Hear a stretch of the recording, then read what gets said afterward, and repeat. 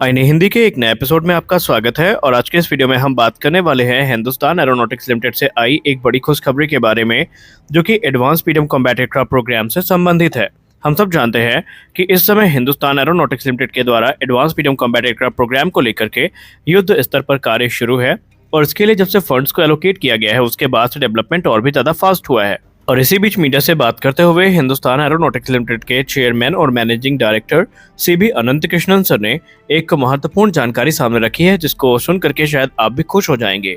उन्होंने कहा कि भारत का advance medium combat aircraft programme अब शेप को प्राप्त कर रहा है, क्योंकि जो स्टेल्थ शेपिंग है ये फाइनलाइज की जा चुकी है और जो डिज़ाइन है ये भी मैच्योरिटी को प्राप्त कर चुकी है। इसके अलावा जो इंटरनल सिस्टम्स का लेआउट है ये भी कंप्लीट हो चुका है। इसका सीधा मतलब ये है कि अब advance medium combat aircraft programme development और टेस्टिंग फेज में पहुंच चुका है।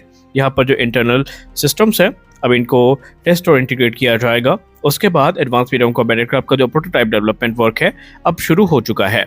कुल मिलाकर के अगर हम बात करें तो advance medium combat aircraft according to HAL हमें दो कॉन्फ़िगरेशन में देखने को मिलेगा। पहला स्टेल्थ मोड में होगा, जहां पर एडवांस मीडियम कॉम्बैट एयरक्राफ्ट अपने वेपन्स को इंटरनली एक इंटरनल वेपन बे में कैरी करेगा, और जहां पर स्टेल्थ मोड की जरूरत नहीं पड़ेगी वहां पर ये एयरक्राफ्ट एक्सटर्नल हार्ड पॉइंट्स में भी जो वेपन सिस्टम है वो कैरी करने में सक्षम होगा। हम सब जानते हैं कि इस समय दुनिया के तमाम देश फिफ्थ जनरेशन फाइटर एयरक्राफ्ट को विकसित कर रहे हैं और ऐसे में भारत भी पीछे हटना नहीं चाहता था और भारत ने भी तुरंत इसके लिए जो अप्रूवल है वो ग्रांट किया है। लेकिन फिर भी आइए जान लेते हैं एडवांस मीडियम कॉम्बैट एयरक्राफ्ट के बारे में अब तक हमें क्या पता है, और उसके बाद आपको एक आइडिया लग जाएगा कि ये एयरक्राफ्ट अभी हमसे कितने दिन की दूरी पर है। एमको को लेकर के जो अंतिम बड़ी अपडेट आई थी वो इसके CDR यानी क्रिटिकल डिजाइन रिव्यू को लेकर के आई थी, जहां पर बताया गया था कि CDR कंप्लीट हो चुका है और अब जो पूरा प्राइमरी फोकस होगा वो प्रोटोटाइप डेवलपमेंट को लेकर के होगा और इसके लिए फंड्स का वेट किया जा रहा था, जो कि अप्रूव हो चुका है। जिसका सीधा मतलब ये है कि अब एमका के 4 से 5 अलग अलग प्रोटोटाइप्स का निर्माण किया जाएगा, जिनका इस्तेमाल अलग अलग टेस्टिंग में होगा। हालांकि एमका हमें फिलहाल 2 फेज में देखने को मिलेंगे। फेज 1 में हमें एमका मार्क 1 देखने को मिलेगा, जो कि basically general electric F4N4 engine से पावर्ड होंगे, और ये वही इंजन है जो तेजस मार्क 2 और टेडबीएफ को भी पावर करने वाले हैं। और इंजन के लिए 100% TOT की जो डिमांड है भारत के द्वारा की गई है, लेकिन यहाँ पर चीज़ें अभी कॉम्प्लिकेट हो चुकी हैं, क्योंकि अमेरिका की तरफ से जो चीज़ें सामने आई हैं उस हिसाब से यहाँ पर 80% TOT ही ऑफर की जाएगी, और उसमें भी जो इंटेलेक्चुअल प्रॉपर्टी राइट्स हैं और एक्सपोर्ट राइट है वो अमेरिका अपने पास रखेगा। यानी भारत को कभी फ्यूचर में अगर इन इंजन के साथ एयरक्राफ्ट एक्सपोर्ट करना पड़ा तो भारत को पहले अमेरिकी परमिशन की ज़रूरत पड़ने वाली है। इसके अलावा अगर हम प्रोटोटाइप डेवलपमेंट की बात करें तो इस समय एरोनॉटिकल डेवलपमेंट एजेंसी 5 प्रोटोटाइप को कंसीडर करके चल रही है। इनको प्लान किया गया है और इनके लिए बाकायदा 15,000 करोड़ रुपए की जो राशि है ये आवंटित की जा चुकी है। हालांकि अभी आपको सुनने में ये काफ़ी ज़्यादा लग रहा होगा कि 15,000 करोड़ रुपए में 5 प्रोटोटाइप, तो आपको बताते चलें कि जब ये एयरक्राफ्ट फुल फ्लेज प्रोडक्शन में आएगा तो इसकी कॉस्ट काफ़ी कम होगी, और एडवांस मीडियम कॉम्बैट एयरक्राफ्ट में हमें तकरीबन सभी सिस्टम जो है वो लगभग इंडिजिनस देखने को मिलने वाले हैं। और आज के कैटेगरी में अगर हम इनको कंपेयर करते हैं इस कैटेगरी के सेम एयरक्राफ्ट से जो कि इंपोर्ट करने का ऑप्शन हमारे पास है, जैसे कि Su-57 फैलन या F-35, तो उनकी तुलना में ये 50 से 60% तक चीपर यानी सस्ता साबित हो सकता है भारत के लिए। अब यहाँ पर जो प्रोजेक्टेड टाइमलाइन है एडवांस मीडियम कॉम्बैट एयरक्राफ्ट के रोल आउट की वो CCS अप्रूवल मिलने के 4 वर्षों की है। यानी हम ये एक्सपेक्ट करके चल रहे हैं कि 2026 के अंत तक हमें इसका जो रोल आउट है वो देखने को मिल सकता है, या 2027 तक ये एयरक्राफ्ट हमें देखने को मिल सकते हैं, और उसके बाद जो प्रोडक्शन है तकरीबन 3 से 4 वर्षों के बाद शुरू होगा। अब अगर हम इसके सारांश की बात करें तो अभी 1 दशक का समय एमका प्रोग्राम को प्रोडक्शन स्टेज में आने में और इंडियन एयरफोर्स की सर्विस में आने में लग सकता है। इंडियन एयरफोर्स अभी भी ये मान के चल रही है कि 2034 से 35 तक इन्हें ये एयरक्राफ्ट सर्विस में देखने को मिल जाएंगे। जैसा मैंने पूर्व में कहा कि 2 फेजेस में ये खरीदे जाने हैं। 2 स्क्वाड्रन एमका मार्क 1 की होंगी और 5 स्क्वाड्रन एमका मार्क 2 की होंगी, जो कि इंडिजिनस इंजन के साथ देखने को मिलेंगी, जो कि फॉरेन कोलैबोरेशन में भारत के द्वारा बनाए जाने हैं। अब अगर हम कॉमन स्पेसिफिकेशंस और फीचर्स की बात कर लें तो एडवांस मीडियम कॉम्बैट एयरक्राफ्ट का जो ओवरऑल लेंथ है ये 17.6 मीटर्स की होगी। इसका विंग स्पैन 11.13 मीटर्स का होगा। वहीं इसका maximum take off weight 25,000 kilogram होने वाला है।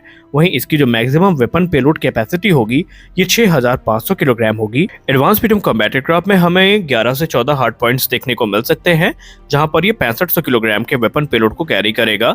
अब अगर हम स्टेल्थ मोड की बात करें तो मैंने वीडियो की शुरुआत में आपसे कहा था कि इसमें जो वेपन्स हैं इनको इंटरनल वेपन बे में कैरी किया जाना है और उनकी टोटल पेलोड कैपेसिटी 1500 किलोग्राम की होगी, जहां पर ये 4 मिसाइल्स को कैरी कर सकता है।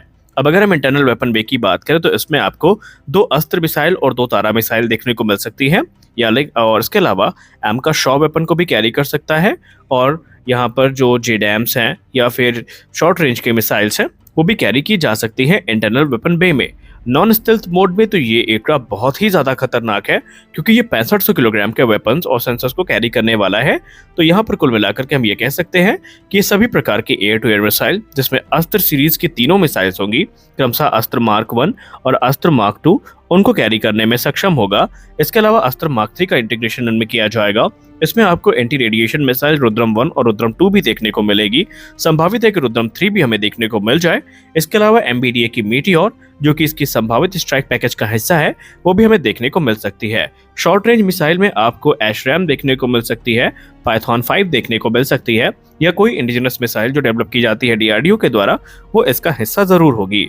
अब अगर हम एडवांस फ्रीडम कॉम्बैट एयरक्राफ्ट की फ्यूल कैरिंग कैपेसिटी की बात करें तो ये 6500 किलोग्राम की है, जहां पर ये LCA की तुलना में 2.5 गुना ज्यादा फ्यूल कैरी कर सकता है, क्योंकि LCA की जो फ्यूल कैरिंग कैपेसिटी है वो 2400 किलोग्राम की है।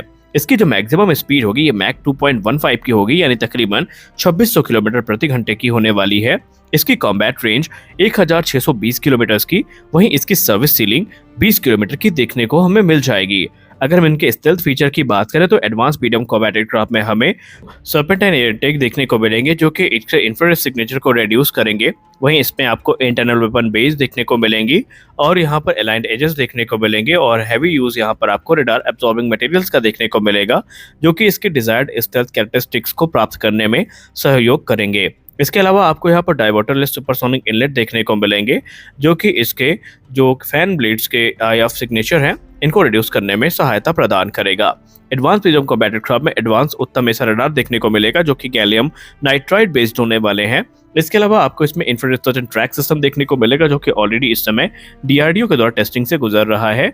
इसमें आपको एडवांस और इंटीग्रेटेड इलेक्ट्रॉनिक वॉरफेयर स्वीट देखने को मिलेगा। जो infrared search and track system है, इसकी जो रेंज है ये काफ़ी ज़्यादा इंप्रेसिव है, क्योंकि 100 किलोमीटर से दूरी से ही ये टारगेट को ट्रैक और डिटेक्ट कर सकता है। DRDO इस समय इसमें एक इंडिजिनस लेजर डेजिग्नेशन पॉड पे भी काम कर रहा है, जिसके चलते जो डिटेक्शन, रिकॉग्निशन और आइडेंटिफिकेशन है थ्रेट्स की, ये काफ़ी ज़्यादा आसान हो जाएगी। तो ये सारी चीज़ें जो है एडवांस मीडियम कॉम्बैट एयरक्राफ्ट को अपने कैटेगरी का सबसे एडवांस फाइटर एयरक्राफ्ट बना देंगी, और इस समय इंडियन एयरफोर्स को इसी की सबसे ज़्यादा ज़रूरत है।